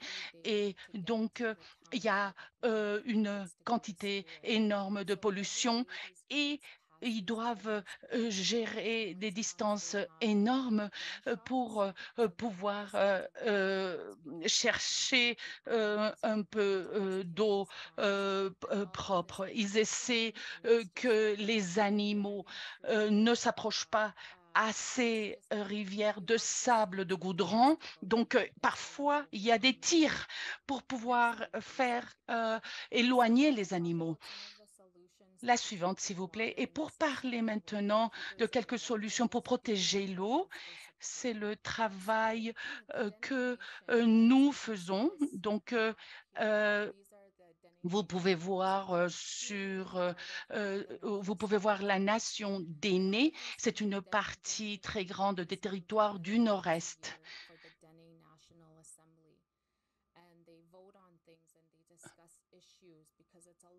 Et ici, on vote sur des questions parce qu'il s'agit d'une zone très grande de terre. En juillet, cet été, les gardiens de l'eau sont allés à l'Assemblée et on a parlé de la question qu'ils voulaient commencer à jeter ces produits chimiques dans l'eau de toutes ces communautés. Ils ont approuvé une résolution à un moment donné pour dire que la nation d'Eni se posait et à cette question, dans le Daichao, qui est connu aussi comme la rivière Mackenzie, et ils ont demandé le Canada d'abandonner ses plans pour une élection. Donc, l'une des solutions, et bon, les nations se réunissaient pour s'opposer voilà, à cette situation et empêcher qu'il se passe une autre chose qui s'est passé au Canada et que nous avons au Canada, ce sont les zones protégées. Voilà, nous avons Edesi, qui est une zone naturelle protégée et qui concerne une zone provinciale protégée où les personnes vont gérer leur terre et leur territoire, elles vont s'en occuper. Donc, les gouvernements, vous voyez beaucoup de personnes non autochtones dont les gouvernements coloniaux ne voulaient pas ça parce qu'ils voulaient garder le contrôle sur les terres. Et la seule façon vraiment de protéger l'avenir est de commencer à rendre les territoires aux peuples autochtones. Au Canada, les peuples autochtones n'ont que 2% des terres du Canada. Et nous savons comment nous occuper des territoires. Nous sommes les habitants originaux, non? Nous devons les protéger. Nous savons vivre en harmonie avec tous les êtres vivants, ce qui s'appelle la loi naturelle. Alors, pour que tout le monde soit assuré qu'ils auront un avenir, ils doivent commencer à travailler avec les peuples autochtones parce que nous nous occupons vraiment de la terre et de l'eau. Diapositive suivante. Alors, quelques solutions pour la protection de l'eau. Les gardiens de l'eau ont commencé une campagne sur laquelle nous travaillons avec d'autres organisations, d'autres communautés, pour éduquer les personnes sur le fait que cela se passe, que les sociétés veulent commencer à jeter ces produits chimiques dans nos rivières et nous disons non. Nous allons dire à n'importe quel jet de ce produit. Aussi, nous avons parlé de la guérison de rentre à la terre. Les cérémonies sont très importantes pour revenir pour faire revenir notre langue, notre culture, et pour que nous comprenions pourquoi nous devons protéger la terre et l'eau. Nous devons être là dans la terre, sur la terre, dans l'eau. Nous devons avoir une connexion avec la terre et l'eau, et nous devons prier pour la terre et l'eau.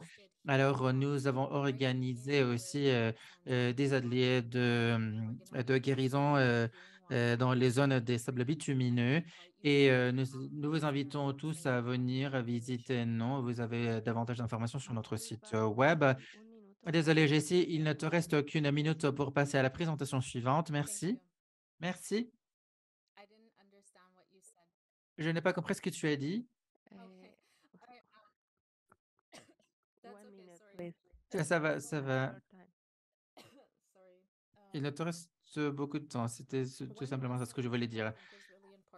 Une Une solution que je trouve importante de mentionner est que nous venons de lancer notre propre programme de contrôle de là parce que les gouvernements sont tellement connectés à l'industrie que nous ne faisons confiance en les informations qu'ils nous donnent, et ils ne nous donnent pas toutes les informations par rapport à ce qu'ils contrôlent, où ils contrôlent. Et si nous pouvons voir ce qu'ils contrôlent, ils ne contrôlent pas les bons endroits où ils devraient le faire. Donc, les gardiens de l'eau, nous avons lancé notre propre programme de contrôle hydrique, et nous avons commencé à contrôler la rivière Athabasca. Nous pouvons passer à ma dernière diapositive. Donc, nous avons ici des informations par rapport à ce que nous pouvons faire. Et nous avons ici une page, nous avons web, nous avons un canal YouTube. Et moi, j'ai essayé de vous dire que nous allons de prévenir le déversement des produits chimiques dans les rivières, et nous travaillons beaucoup pour venir à bout de cela. Muchas Merci gracias, beaucoup. Jessica, Merci por la beaucoup, Jessie presentación y Cardinal, la experiencia d'avoir sobre el présenté les proceso de expériences conservación sur de l'utilisation de agua l'eau et la para evitar protection, en tiempos sa de production et sequía comment avancer à l'époque mantener el medio actuelle à ambiente partir d'une vision déni du monde. Ce que tu Muchas nous gracias. présentes est tellement important. Creemos Merci que el beaucoup. tiempo es Et corto, du fait que nous n'avons presque pues nos vamos directamente a la última plus de temps, sección, nous allons que passer es la directement presentación à la dernière de présentation Virginia par González. Virginia Leclerc. ¿Estás por aquí, Virginia? Est-ce qu'elle était là, Virginia?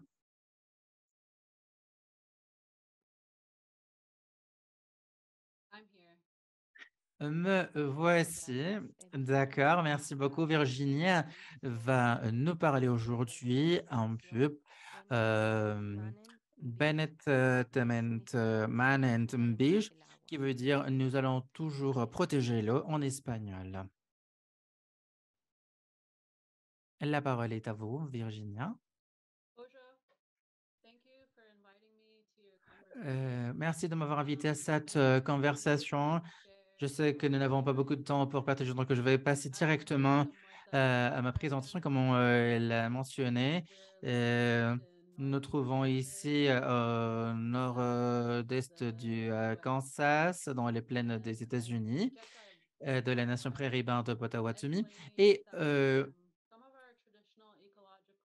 je vais expliquer quelques-uns de nos savoirs écologiques traditionnels en connexion à ce que nous appelons notre foyer maintenant. Mais c'est encore quelque chose de jeune en termes de développement. Nous avons occupé les prairies ici pendant 200 ans parce que nous venions de la zone des Grands Lacs qui est 600 milles d'où nous nous trouvons maintenant. Nous étions des personnes de l'eau, de bateaux par origine, mais de 1829 à 1867, on a été relocalisé et on a eu par le gouvernement à différents emplacements jusqu'à ce que jusqu'à ce que nous soyons installés ici. Et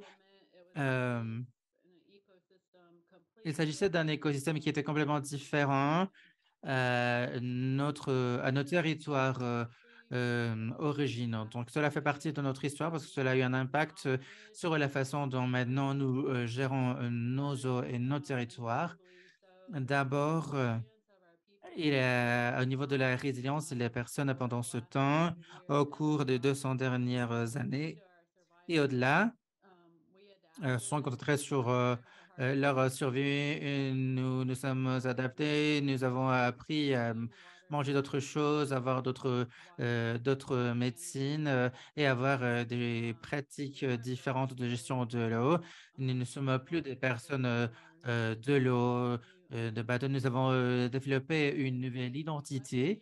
Mais lorsque nous réfléchissons à notre résilience et à notre force d'adaptation au cours des années, nous avons reconnu l'importance de la recherche et de la documentation dans les histoires orales et les traditionnels écologiques traditionnels au sein de notre communauté. Donc, nous avons commencé à inclure ces histoires dans les rapports clés, dans nos documents et ces discours ils nous ont donné seulement des registres historiques par rapport à comment les personnes vivaient en rapport au territoire et aux eaux. Mais voilà un fondement pour notre propre adaptation continue et éminente. Nous devrons continuer de nous adapter. Et le fait d'avoir ce registre est un début pour nous. Je voulais aussi le mentionner comme partie de notre histoire parce que cela s'est transformé ou s'est traduit par ce souhait inhérent d'eau de l'endroit où nous habitions avant. Je crois que l'un exemple que je donne normalement, est que récemment nous venons de compléter un projet de restauration dans la réserve, 31 hectares de terre de culture. Et les bénéfices de cette terre humide, donc nous étions très contentes de ces opportunités. Lorsque nous planifions le projet, quelques-uns des leaders étaient là. Et bien sûr, nous avons ici des cultures traditionnelles, non, du Nord. Et nous savions que cela ne pouvait pas devenir durable ici, mais nous avons apprécié l'enthousiasme de la part de nos leaders tribales. Nous serons à même de récolter davantage des sources non pour les personnes padawanes. Et nous savons aussi les racines que nous utilisons, des éléments locaux. Donc voilà une opportunité très intéressante pour nous. Il y a d'autres espèces qui ne sont pas récoltées, mais il est important qui sont importantes pour notre culture. Et là, nous avons les oiseaux aquatiques jouent un rôle important dans la valeur spirituelle et dans nos histoires anciennes. Euh, donc, nous cherchons à avoir les oiseaux aquatiques de retour avec ce projet de restauration. Et nous avons travaillé aussi avec le département des États-Unis de protection environnementale et de l'agriculture. Et quelque chose de positif ici avec ce partenariat et le fait que l'agence s'attendait à ce que nous leur fournissions des savoirs des espèces qui sont considérées comme protégées et aussi par rapport à nos objectifs de restauration. Donc, nous n'avions pas concilié nos objectifs avec la science et nous avons apprécié ce partenariat et ce qu'ils ont partagé avec nous. Et je crois que le projet des zones humides en partenariat prouve que nos objectifs traditionnels et nos pratiques et les activités que nous avons et le souhait que nous avons pour notre histoire peuvent s'aligner en quelque sorte sur la science moderne et les pratiques de préservation et par rapport à comment les choses peuvent se passer. Et voilà tout ce que je voulais partager avec vous. Et encore une fois, je vous remercie pour l'invitation et Guyane, comme on dit dans ma langue. Muchísimas gracias, Virginia Merci Leclerc, beaucoup, Virginia Leclerc, qui, elle vient de nous expliquer et il vient de présenter. Je me permets de vous expliquer que Virginia est diplômée de l'Undaker University et elle a servi au département de planification et de protection environnementale de l'attribuer à différents postes au cours des 22 dernières années. Elle a travaillé aussi sur des questions de divulgation environnementale, éducation, inventaire de l'utilisation de la terre et les déchets solides, parmi d'autres. Et elle est aussi déléguée du comité conjoint d'opérations tribales de la région 7 et déléguée supplante de la commission tribale. Merci beaucoup, Virginia. Bon, nous sommes arrivés à la fin des présentations. Je remercie nos panélistes pour leur intervention précieuse et de continuer avec notre lutte pour protéger notre terre nourricière. Nous avons reçu des questions sur l'application de Slido et c'est pour cela que moi je voudrais commencer notre dialogue interactif pour commencer à y porter des réponses. Vous pouvez vous pouvez continuer de nous envoyer vos questions à travers le code QR que nous venons de vous envoyer. Et en raison du temps, nous ne pourrons que répondre à quelques questions qui ont été posées. Il y a une question directement pour Lynn Morrison, un participant à demande où a eu lieu l'échange que vous venez de mentionner. Si si vous pourriez développer, je vous demande d'être court dans vos réponses pour que nous puissions répondre à tant de questions que possible. Bonjour, est-ce que vous m'entendez? Merci pour la question. Donc, les deux groupes qui ont participé étaient quoi? Il s'agit d'un échange virtuel sur Monokai, Waku Monokai, et Shuakuasita Komaka. Aussi, SynchroStations, qui est l'une des communautés signataires.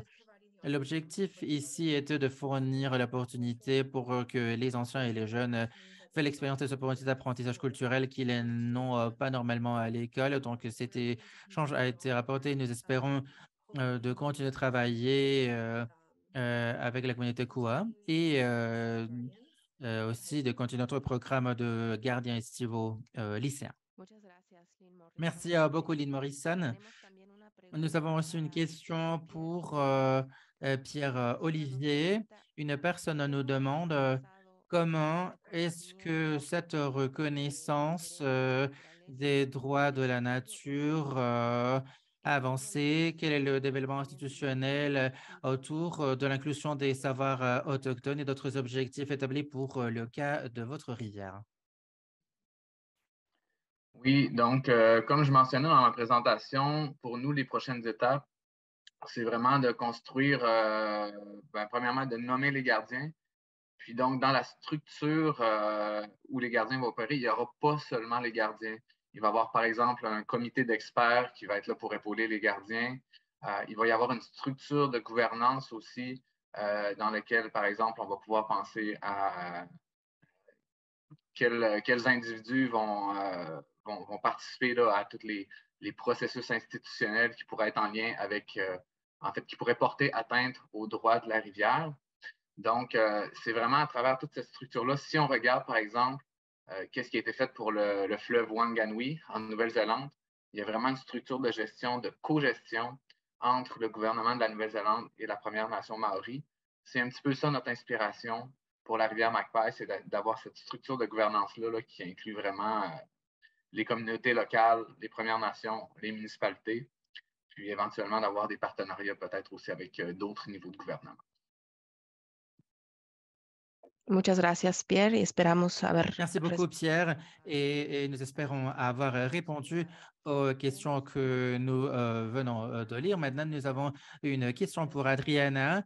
On nous demande si tu pourrais parler de la façon dont les informations du cas d'études que tu nous as présentées été recueillies et comment vous allez utiliser ces documents et ces rapports dans l'avenir. Merci. Merci beaucoup pour la question sociale. Nous avons mené 3 interviews orales. Donc, voilà l'une des stratégies pour la collecte des informations. Voilà un travail exploratoire pour consolider notre objectif. Et dans l'avenir, nous cherchons à collecter et systématiser les informations, ce processus, ces savoirs de caractère participatif à long terme. Donc, nous nous trouvons dans la partie initiale de ce processus et par la suite, nous espérons continuer avec ce processus de recherche. Donc, de façon générale, voilà ma réponse. Merci beaucoup, Adriana. Nous avons aussi une réponse pour Josefina et Jessie, et c'est comme ça que nous allons finir cette premier tour. Et ensuite, nous allons passer au mode clôture par Cathy. Pour Josefina, bon, on nous demande aussi, tu pourrais nous parler davantage par rapport aux besoins essentiels de compétences des communautés pour faire avancer les solutions de leurs problèmes. Et si, Josefina, est-ce que tu pourrais connecter ton microphone pour que l'on puisse t'écouter? Je ne sais pas si c'est la question du règlement au sein des communautés. Est-ce que c'est ça la question? Oui, et les défis auxquels vous avez été confrontés dans vos communautés au niveau communautaire parmi tous les habitants de ton point de vue.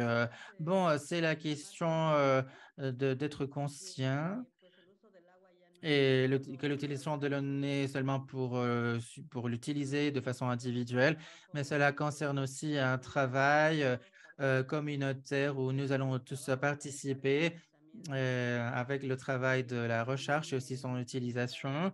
Il y a aussi la mise en œuvre de la technologie.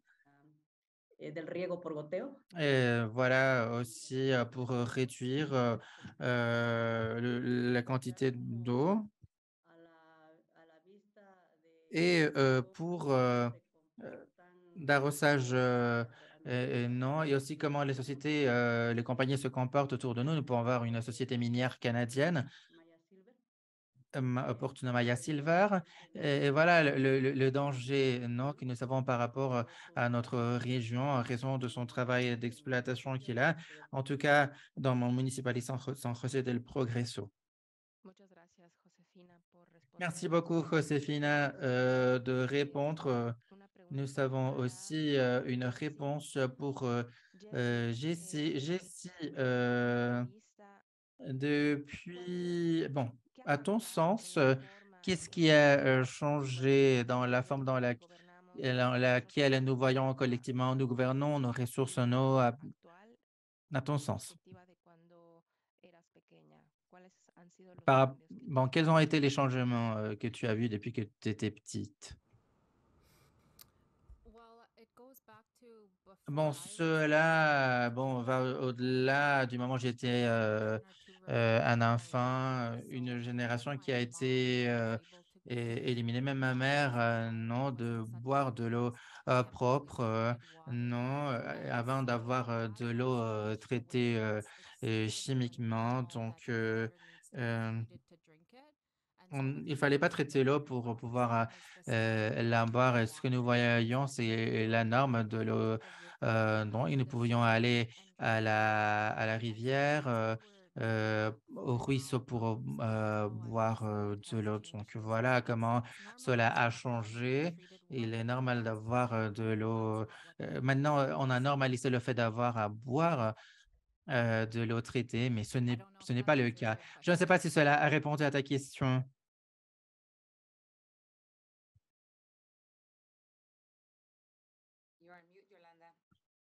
Ton micro n'est pas activé, Yolanda. Ah, désolé. C'est une question que nous venons de recevoir de la part du public. Je crois que tu l'as bien répondu. Merci beaucoup. J'ai une autre question pour finir cette session de questions et réponses pour Virginia.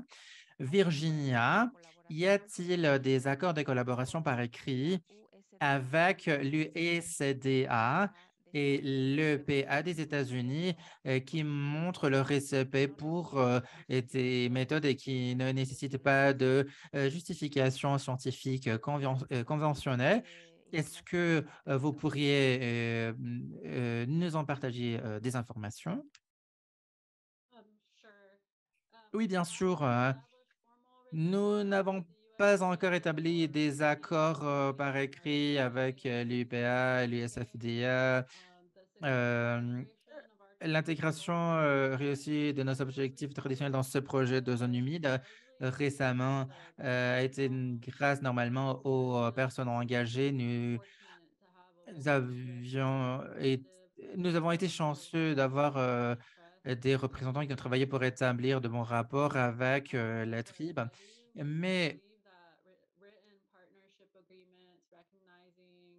je crois que nous avons des accords de partenariat qui reconnaissent l'utilisation de TDK et des valeurs traditionnelles, non, qui utilisent ces CET. Donc, cela ne garantit pas tout le temps que nous allons avoir les meilleures liaisons avec lesquelles nous allons travailler. Non, mais ce serait une bonne idée. Merci. Muchas gracias, Virginia. Merci beaucoup, Virginia. Nous avons reçu beaucoup d'autres questions, mais en raison du temps, nous ne serons pas à même de les répondre toutes, mais nous allons en assurer le suivi à travers email. Merci encore une fois à tous nos panélistes distingués et au public qui nous ont partagé leurs questions. Et grâce au groupe de spécialistes sur les connaissances écologiques traditionnelles. Pour finir, je voudrais inviter Cathy Hudson-Smith du groupe d'experts, de spécialistes de CET pour les remarques de clôture et pour conclure cet espace de dialogue respectueux. Merci beaucoup. Cathy, la parole est à toi. Merci beaucoup, Yolanda, pour ton excellent travail de modération aujourd'hui. Moi, je voudrais remercier tout le monde d'abord pour les gros efforts que vous menez aujourd'hui et d'être venu ici partager avec nous. C'est quelque chose de très émouvant et très inspirateur d'écouter par rapport à tout le travail que vous menez, que vous réalisez. Il y a beaucoup de choses que j'ai appris aujourd'hui. J'ai appris sur l'importance de l'établissement des cadres culturels. C'est ça le travail de la communauté. Et ce travail doit être soutenu. L'importance d'engager les leaders locaux, les anciens, les jeunes et les femmes. Dans le travail que nous menons, je vous écoute parler de cela. Je vois que vous êtes tous, que vous explorez tous des méthodes pour interagir de façon culturelle appropriée, hein, et aussi pour aborder les besoins de vos communautés. Je vois que vous adoptez tous les technologies disponibles pour l'amélioration de vos communautés et vous développez des institutions locales pour avoir une interface auprès du gouvernement. Je crois que vous utilisez les meilleures opportunités pour développer des systèmes juridiques et pour avoir ici un régime qui va répondre aux besoins de communautés.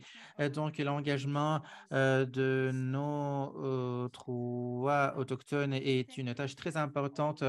Merci encore une fois pour votre travail merveilleux. Et nous allons réviser nos projets et j'espère que vous allez continuer votre travail, que vous allez continuer à faire un très bon travail. Et merci encore une fois. Merci beaucoup, Cathy Hudson-Smith, porte-parole,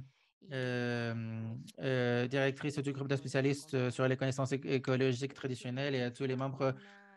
Moi-même, je suis membre d'un groupe autochtone. Je voudrais vous remercier énormément de nous avoir accordé votre temps, chers panélistes, et tous ceux qui nous accompagnent de différentes parties du monde, finalement.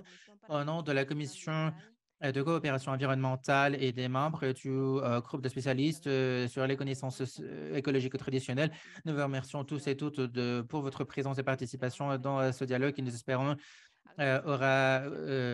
nous espérons vous aurez aimé, et aussi nous remercions à tous ceux qui ont organisé cette organisation, à notre traducteur, traductrice, et notamment Marcel et Mariana, mes collègues. Et finalement, nous vous demandons de bien vouloir répondre à un sondage à travers lequel nous pourrons connaître votre opinion pour que nous puissions améliorer et rendre ces événements plus productifs. Et pour avoir accès à ce sondage, utilisez le code QR que vous avez sur l'écran. Nous l'avons en 3 langues. Vous pouvez scanner la langue de votre préférence. Votre opinion est très importante pour nous. Finalement, je vous remercie énormément et je vous rappelle que plus tard, nous aurons aussi la vidéo de cette réunion sur la page de la Commission de coopération environnementale et nous allons vous la faire parvenir à tous nos panélistes. Merci beaucoup et je reste à votre disposition. Merci beaucoup et au plaisir.